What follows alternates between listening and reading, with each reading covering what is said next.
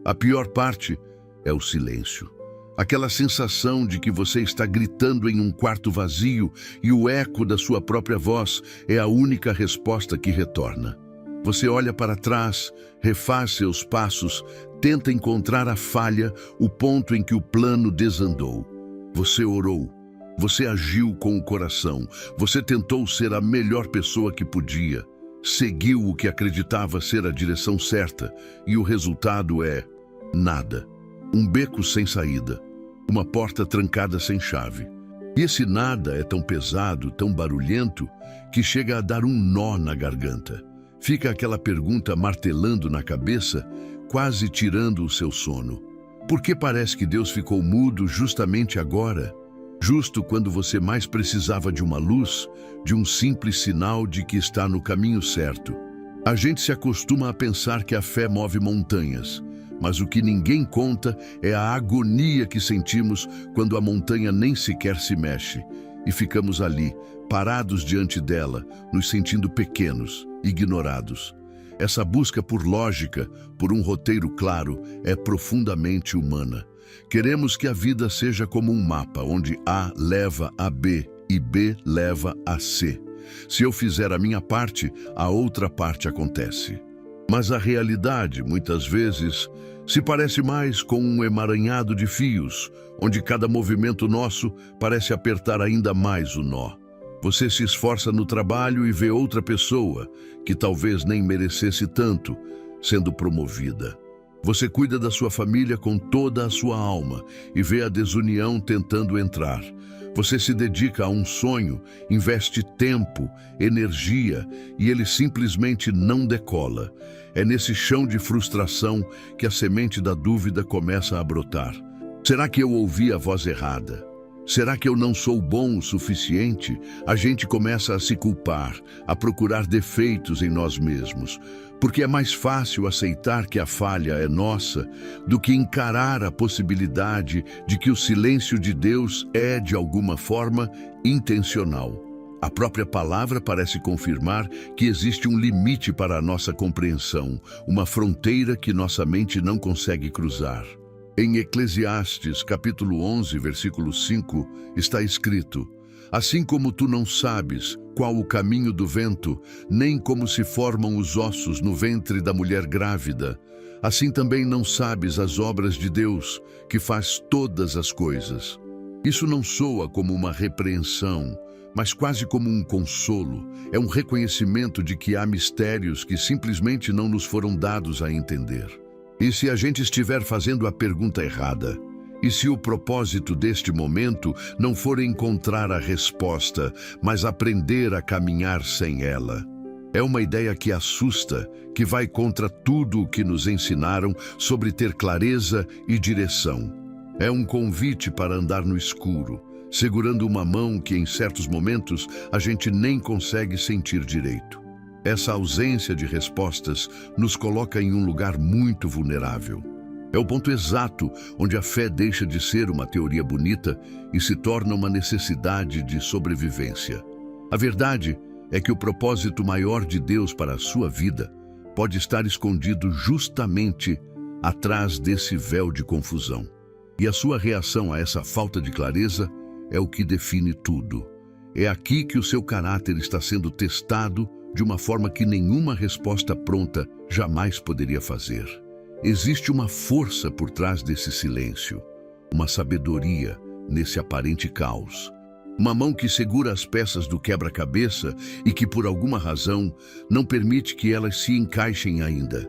E é aterrorizante e, ao mesmo tempo, estranhamente promissor, porque sugere que o quadro final é muito mais complexo e grandioso do que a nossa tentativa de juntar as peças por conta própria poderia imaginar.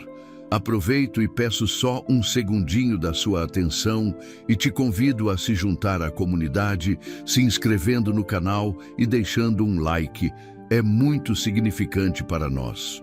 É quase instintivo pensar que o silêncio é um castigo, que se Deus não está falando é porque fizemos algo de errado, nos desviamos ou simplesmente não somos dignos de uma resposta.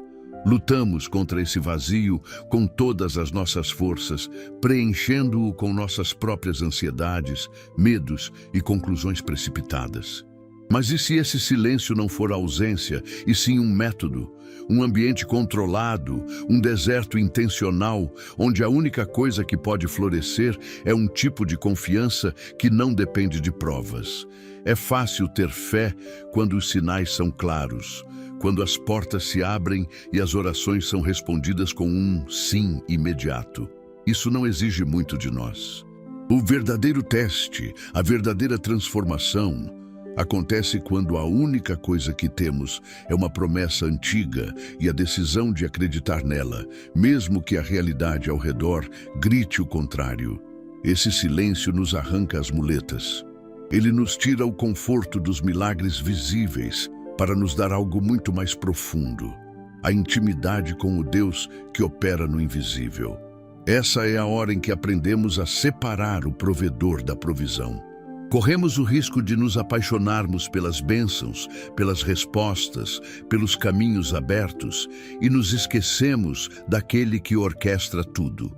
Quando a fonte das bênçãos seca temporariamente, somos forçados a decidir onde nossa lealdade realmente está. Confiamos nele ou apenas no que ele pode fazer por nós? É uma pergunta desconfortável que expõe as verdadeiras intenções do nosso coração. É nesse campo de treinamento do espírito que nossa fé infantil, que vive de aplausos e recompensas, é convidada a amadurecer. Ela precisa se tornar uma fé adulta, resiliente, que consegue ficar de pé no meio da tempestade, não porque vê o sol no horizonte, mas porque sabe quem controla a tempestade. Esse processo é doloroso, pois exige que a gente abra mão da nossa maior necessidade, a de ter o controle, de saber o que vem a seguir. A palavra de Deus entende a nossa agonia com a demora, a nossa urgência humana. Em Abacuque, capítulo 2, versículo 3, há uma promessa que soa como um desafio à nossa impaciência, porque a visão ainda está para cumprir-se no tempo determinado. Mas se apressa para o fim, e não enganará. Se tardar, espera-o, porque certamente virá, não tardará. Note a beleza e a tensão nisso. A promessa certamente virá, mas antes dela, o comando espera-o. Deus confirma que não se esqueceu, mas exige de nós a postura da espera, não uma espera passiva, de braços cruzados, mas uma espera ativa, confiante, que continua a viver e a crer mesmo sem ver o cumprimento da visão. É aqui que o caráter é forjado. De que adiantaria receber a resposta que tanto queremos se o nosso coração não estiver forte o suficiente para lidar com as responsabilidades que vêm com ela? Será que a bênção pela qual você implora não te esmagaria se chegasse antes da hora? O silêncio nos prepara, nos fortalece, nos amadurece. Ele ara a terra do nosso coração para que a semente do propósito, quando for plantada, encontre um solo fértil e não rochoso. Ele nos ensina a ouvir a voz de Deus de uma forma diferente, não apenas nos grandes eventos, mas no sussurro suave da consciência, na paz que excede o entendimento, na força que surge do nada para aguentar mais um dia. Mas a verdade é que esse treinamento pode ficar ainda mais intenso.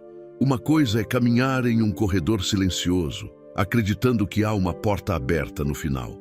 Outra muito diferente é quando esse silêncio é quebrado não por uma voz, mas pelo som de uma porta se fechando com força na sua cara. E essa dor é diferente. Ela parece mais pessoal, mais direta. É o momento em que o não de Deus se torna audível. E lidar com isso exige um nível de entrega que nem sabíamos que precisávamos ter. O som de uma porta se fechando tem um poder devastador. É diferente do silêncio. O silêncio deixa espaço para a esperança, para a imaginação, para a possibilidade de que algo ainda vá acontecer. Mas a porta fechada é um ponto final. É uma mensagem clara, um não audível e inquestionável. E a dor que vem com isso é aguda, cortante. É a dor da rejeição.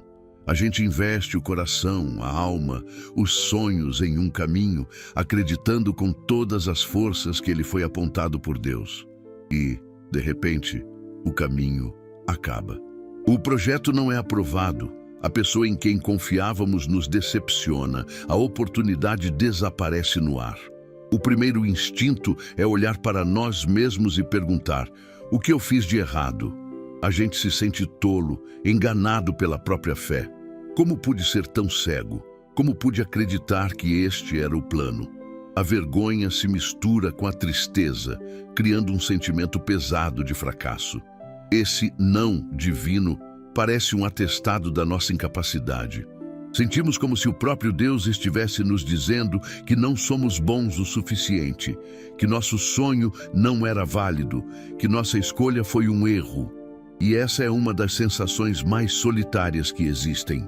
Porque se aquele que deveria ser nosso maior incentivador nos bloqueia o caminho, a quem mais podemos recorrer, questionamos tudo. A nossa capacidade de ouvir a voz dele, a nossa sensibilidade espiritual, a nossa própria dignidade. É um golpe direto na estrutura da nossa confiança. A gente se sente como uma criança que corre com um desenho nas mãos para mostrar ao pai, e o pai simplesmente vira o rosto. A dor não é só pelo desenho amassado, mas pela aparente indiferença. E ficamos ali, parados no meio do corredor, com os pedaços do nosso plano no chão, sem entender o porquê. É preciso muita coragem para, no meio dessa dor, ousar pensar de uma forma diferente. E se essa porta fechada não for uma rejeição, mas uma proteção? E se esse desvio brusco, que nos arrancou do caminho com violência, for um ato desesperado de amor para nos salvar de um perigo que não conseguíamos enxergar? Às vezes, estamos correndo em direção a um precipício, sorrindo, convencidos de que é o campo florido que sempre sonhamos. E a mão de Deus, para nos salvar, precisa nos puxar para trás com força. Na hora, sentimos o tranco, a dor do puxão, a raiva por sermos impedidos de seguir. Não entendemos que aquele gesto brusco foi o que nos salvou da queda. A palavra nos oferece uma lente para enxergar através dessa dor.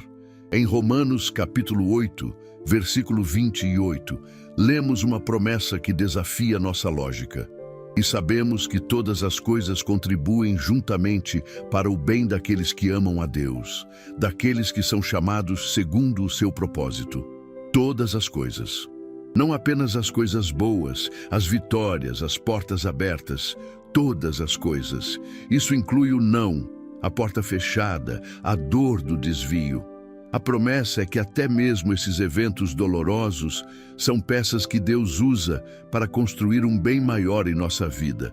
E se essa porta que você tanto lamenta era a cela onde você viveria aprisionado? Será que a nossa dor é pela perda de algo que na verdade nos destruiria lentamente? Essa perspectiva não apaga a dor, mas dá a ela um novo sentido. O plano de Deus não falhou. O nosso é que era pequeno demais. A porta que ele fechou não era a sua bênção, era a sua distração. E agora, com o caminho bloqueado, nos encontramos em um lugar novo e desconfortável. Um lugar de parada forçada. A poeira do impacto ainda está no ar. O barulho da porta batendo ainda ecoa. Não há para onde correr. O que se faz quando o caminho à frente está fechado e voltar não é uma opção? O que acontece nesse espaço vazio entre o plano que morreu e o novo propósito que ainda não se revelou?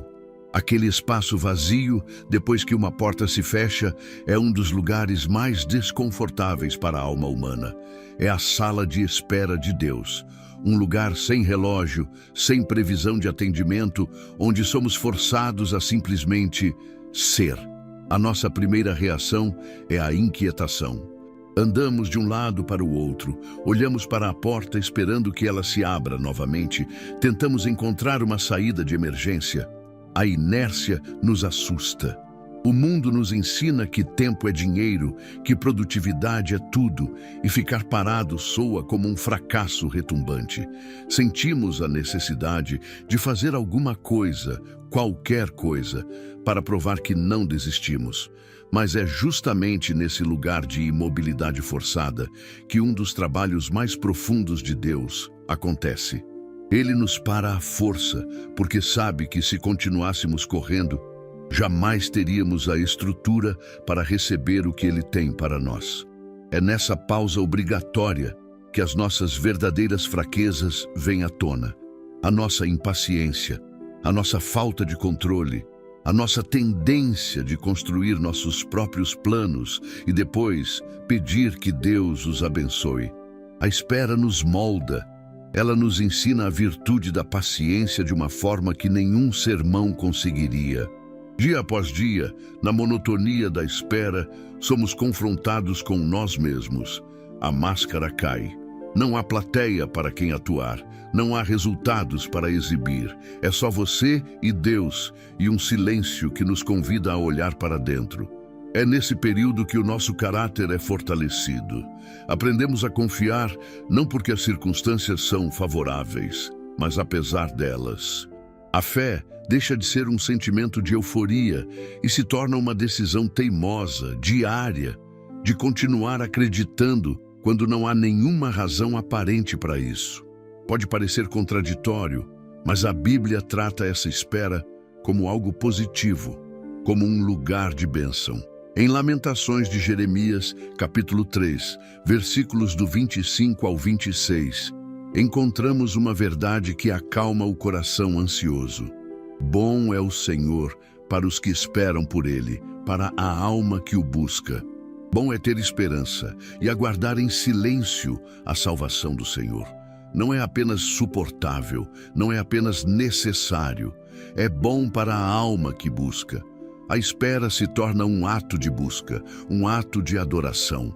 O silêncio deixa de ser um sinal de ausência e se transforma em um ato de reverência, de quem aguarda a manifestação da salvação com uma esperança quieta e firme. Será que o que você está chamando de atraso, Deus está chamando de preparo? Você quer a bênção agora, mas será que você, do jeito que está hoje, conseguiria mantê-la? A espera é o que nos torna capazes de carregar o peso da nossa própria vitória. Sem ela, a bênção poderia se tornar uma maldição, um fardo pesado demais para os nossos ombros despreparados. E lentamente, quase sem perceber, algo começa a mudar dentro de nós nessa sala de espera. A ansiedade febril dá lugar a uma calma estranha. A luta para arrombar a porta cessa e nos sentamos, não em derrota, mas em entrega. Paramos de questionar o porquê a todo instante e começamos a confiar que existe um. E essa aceitação, essa paz que não faz sentido, é o verdadeiro milagre. É o sinal de que a obra interna está quase completa. O silêncio, a porta fechada e a longa espera não eram eventos separados e aleatórios. Eram etapas de um mesmo processo. Um processo que nos quebrou, nos esvaziou e agora, finalmente, começa a fazer algum tipo de sentido, não na mente, mas no espírito. Olhando para trás, percebemos que não era caos. Eram as mãos de Deus criando um propósito que a nossa ansiedade jamais nos permitiria enxergar. O sentido não estava em receber respostas rápidas, mas em se tornar o tipo de pessoa que consegue viver sem elas, sustentada apenas pela confiança. A verdade que emerge no final de tudo é que o alinhamento com um propósito maior raramente se parece com uma linha reta. Ele se parece com a confusão que você viveu, com a dor que você sentiu e com a força que você nem sabia que tinha, mas que foi forjado em você a cada dia de incerteza. A clareza não vem antes da prova, ela é o resultado dela. E se o seu coração neste exato momento está cansado de lutar, eu quero te convidar um instante para você respirar fundo e talvez pela primeira vez entregar os pedaços, a frustração e a necessidade de controle. Prepare seu espírito para conversar com Ele, não para exigir, mas para descansar. Vamos juntos entregar essa busca e encontrar paz na confiança de que Ele está no controle, mesmo quando tudo parece fora de controle. Pai, aqui estou, com o coração aberto diante de Ti. Eu admito que não entendo os Teus caminhos. A minha mente é pequena demais e a minha visão curta demais. Tentei com todas as minhas forças encontrar a lógica, o sentido, a razão por trás de tudo o que está acontecendo. Mas eu me perdi na minha própria busca. Hoje, eu reconheço a Tua soberania. Reconheço que os Teus pensamentos são mais altos que os meus e que mesmo no silêncio, na porta fechada, na espera que parece não ter fim, Tu estás trabalhando. Tu estás no controle, mesmo quando a minha vida parece completamente fora de controle. E é nessa verdade que eu escolho me firmar neste momento. Perdoa-me pela minha impaciência.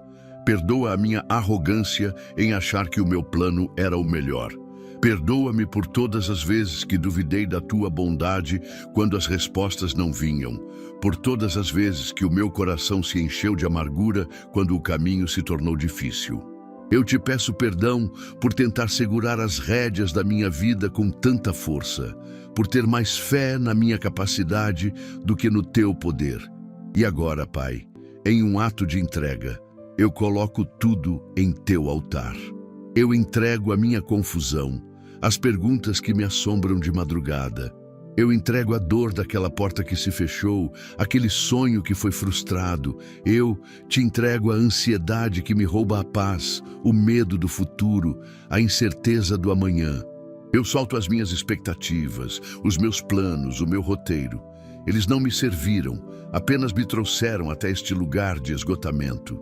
Recebe, Senhor, este fardo que eu insisti em carregar sozinho. Eu não o quero mais. Ele é Teu. A minha vida, os meus sonhos, o meu futuro, a minha família, tudo está em Tuas mãos.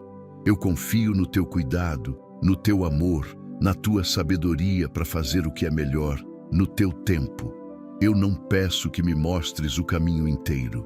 Peço apenas força para dar o próximo passo. Dá-me a graça de suportar o silêncio com um coração que confia. Dá-me a fé para enxergar o Teu amor nos desvios que me protegem. Dá-me a paciência para florescer na sala de espera, para que o meu caráter seja moldado segundo a Tua vontade. Fortalece o meu espírito quando a dúvida vier. Renova a minha esperança quando o cansaço chegar. Que a Tua paz, aquela que o mundo não entende, guarde o meu coração e a minha mente. Eu declaro que eu confio em Ti. Eu declaro que o Teu propósito para mim é bom, perfeito e agradável. E eu descansarei na certeza de que um dia tudo fará sentido. Em nome de Jesus. Amém. Que essa entrega sincera traga a paz e o alívio que sua alma tanto precisa. Lembre-se de que você não está mais carregando esse peso sozinho. Cada passo a partir daqui, mesmo na incerteza, é dado sobre a base sólida da confiança em um Deus que cuida de tudo. Se essa mensagem fortaleceu o seu espírito, considere se inscrever em nosso canal e deixar o seu like. E para afirmar a decisão que tomamos hoje, para declarar a sua fé, deixe um comentário aqui embaixo com a frase: Deus, eu confio no Teu processo. Assim, transformamos nossa oração em uma manifestação pública de confiança. Que a certeza do cuidado de Deus te acompanhe em cada passo desta semana. Que você sinta a força dele te sustentando e a paz dele guardando o seu coração. Fique firme, fique na paz. Nós nos encontramos em nossa próxima mensagem.